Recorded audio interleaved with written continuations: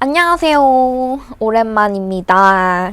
제가 혼자 생각을 하다 보니까 이거는 블로그로 쓰기보다는 유튜브로 말로 하는 게 좋을 것 같아서 오랜만에 이렇게 찍게 되었어요.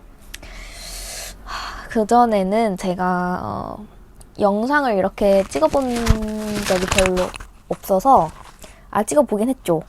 영삼성 대회 활동하면서 찍어보긴 했는데 예쁘게 어떻게 하면 예쁘게 나오는지 잘 몰라가지고 제가 대한항공이랑 에어프레미아랑 면접을 보기도 했고, 그리고 싱가포르랑 대한항공은 저희가 이제 비디오로 영상 제출을 하거든요. 그래서 몇 번 이제 짬밥이 생겨가지고 이렇게 한번 유튜브를 해보자 해서 제대로 찍게 되었습니다. 저 내일 너무 예쁘지 않아요? 오늘 저는 뭘 하고 왔냐면, 오랜만에 사무직에서 앉아서 일만 하다가 오랜만에 저 지금 여기 카메라 있다고 생각하고 갑자기 말하느라고 오랜만에 서서 9시간 동안 모델 통역을 하고 왔는데, 블로그 보신 분들은 아실 거예요. 모델 통역을 하니까 서서 앉았을 때는 사실 이렇게 허리가 삐뚤어지고 그러는데, 서서 일을 하다 보니까 엉덩이에 힘 빡 주고 코에 힘 주고 하면서 바른 자세를 이렇게 하게 되고 되게 몸에 좋아지는 느낌? 건강에 좋아지는 느낌? 그리고 최대한 단 것도 안 먹으려고 하고 그러니까 좋더라고요. 근데 이것도 뭐 계속 하다 보면 질리겠죠? 어쨌든 저는 진로에 대해서 많은 생각을 하고 있고, 하지만 어떻게든 되겠지라는 생각으로 그냥 하루하루를 최선을 다해서 살고 있습니다. 제가 원래 하려고 했던 이야기는 과연 내가 상대방을 위해서 변화하는 것이 그렇게 나쁜 것인가, 그거를 말하고 싶었어요. 이 생각을 하게 된 이유는, 보통 사람들은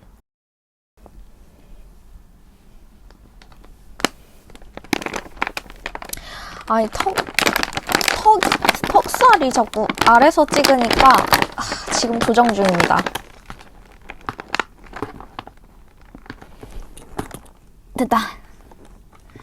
됐다.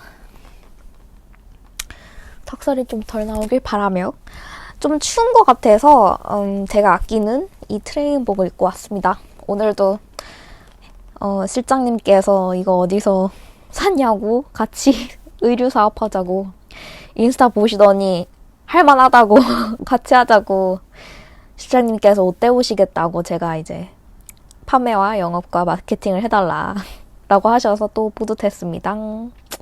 어쨌든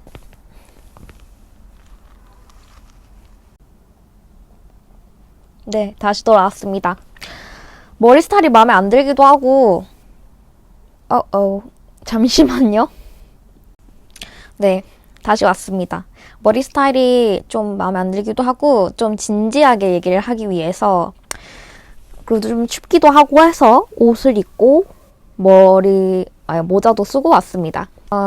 제가 오늘 하려고 한 이야기는, 맞아요. 제가 원래 하려고 했던 거는 제가 이렇게 네일을 받으러 갔던 곳이 두 군데가 있었어요. 근데 그 연애 상담 같은 거를 하다 보면 여자들끼리 이야기하는 게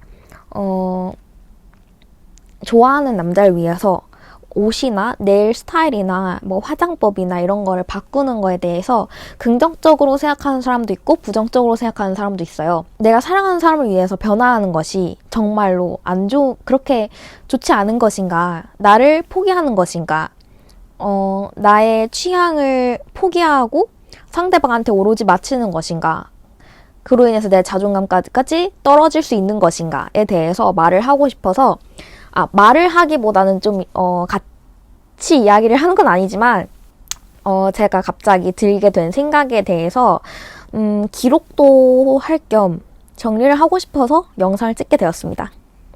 혹시나, 그러니까 이 생각을 항상 가질 필요는 없고, 인생을 살다가 보면 한 번쯤 생각이 다르게 들 수가 있잖아요. 그럴 때 공감하시지 않을까 하고 찍게 되었어요. 그러던 와중에 생각이 났던 한 분이 있는데 저는 20대 초반과 중반 그 스타일이 바뀌는 때가 있어요. 25살을 기점으로 제가 가로수길 편지샵을 갔을 때 25살부터는 좀 여성스럽게 입을 나이다 라고 하기도 했고, 제가 대학생 때는 좀 보이시하게는 아니지만 좀 성숙하게, 그러니까 성숙하게라는 게 좀 고급스럽게 입고 싶었어요. 그래서 20살 때 옷을 입고 가로수길에 가서 친구랑 이제 밥을 먹으러 가는데 저보고 세대 같다는 거예요. 대학생한테. 그래가지고 제 외할머니랑 어머니께서 저를 좀 이렇게 애 티 안 나게, 학생 티 안 나게 좀 성숙해 보이게 입고 있길 바랬어서 저도 이제 그런 거에 스타일을 갖게 돼가지고, 그러다 보니까 이제 제 또래나 아니면 남성분들이 그렇게 좋아하는 스타일은 아니었어요. 왜냐하면 좀 부담스럽잖아요. 그런데 그 분을 만나고 나서 제가 생각했을 때는 너무 잘생겼고, 처음에 봤을 때는 이렇게 잘생긴 사람이 당연히 여자친구가 있겠지, 나한테 관심 당연히 없겠지 했는데, 저한테 관심을 보이니까 저도 뭔가 저 스타일도 바꿔보고 싶고 해서 이제 그분이 팔로우하는 이제 여성 이제 인플루언서들을 보면서 이런 스타일을 좋아하는구나.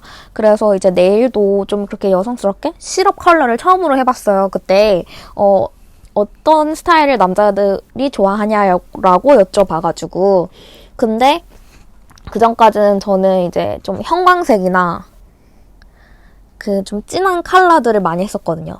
이런 뭔가 아트를 그때 처음 해봤었어요.